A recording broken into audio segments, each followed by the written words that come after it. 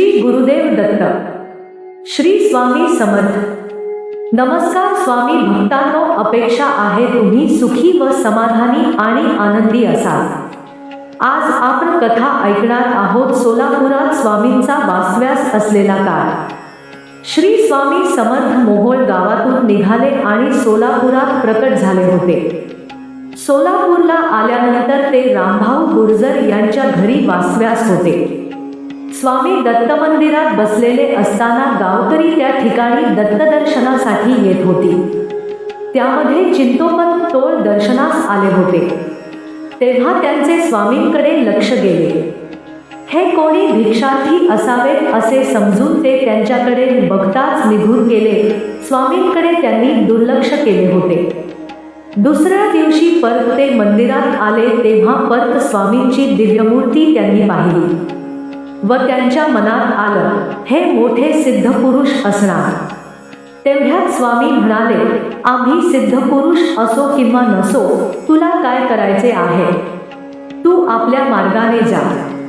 हे शब्द अनपेक्षितपणे कानावर पडले आणि टोळ दचकले व मनात म्हणाले, हे मनकवडे असावे. त्यावर स्वामींनी परत बोलले, आम्ही मनकवडे असो किंवा नसो, तुमच्या मनात जी शंका निर्माण झाली ती आम्हाला समजली. आम्ही दिगंबर अवधूत व्यक्ती, तुमच्याकडून आम्हाला काहीही नको. कशाला माझ्या अस्तित्वाची चिंता करता. हे शब्द ऐकून चिंतोपंतांची खात्री होत गेली की हे योगीच असले पाहिजे. तेव्हा महाराजांच्या जवळ जाऊन त्यांनी त्यांचे दर्शन घेतले. दुसऱ्या दिवशी चिंतोपंत परत त्या देवळात आले. स्वामींच्या जेवणाची विचारपूस करावी असे त्यांच्या मनात आले म्हणून ते स्वामींच्या जवळ आले. तेव्हा स्वामी म्हणाले, आमच्या जेवणाची चिंता करू नका. आता आम्ही लवकरच तुमच्याकडे राहण्यास येणार आहोत. हे ऐकून चिंतोपंतांना वेगळीच काळजी मनात आली की स्वामी आपल्याकडे आल्यावर आपल्या पंक्तीत कसे जेवणार. ते सर्व जातींच्या लोकांबरोबर जेवलेले असणार असा ते विचार करत असताना तेव्हाच स्वामी म्हणाले, आम्ही तुमचे पंक्तीला जेवणे योग्य होणार नाही. तुम्ही शुद्ध आहात. हे ऐकून टोळ घाबरले व स्वामींची त्यांनी क्षमा मागितली व ते घरी परत गेले. ही बातमी सोलापुरात पसरली. स्वामींचा मुक्काम दत्त मंदिरात होता. त्यानंतर स्वामींच्या दर्शनाला लोकांची गर्दी होऊ लागली.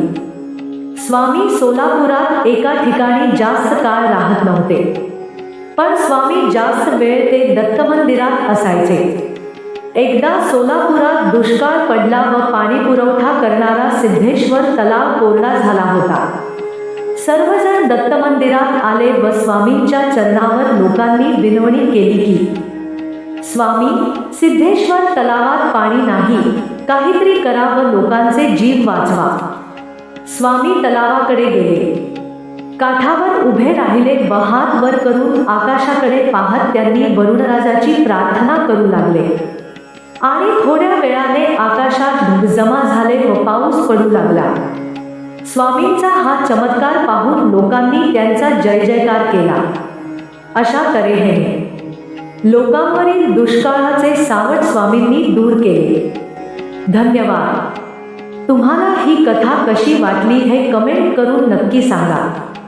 श्री गुरुदेव दत्त. श्री स्वामी समर्थ.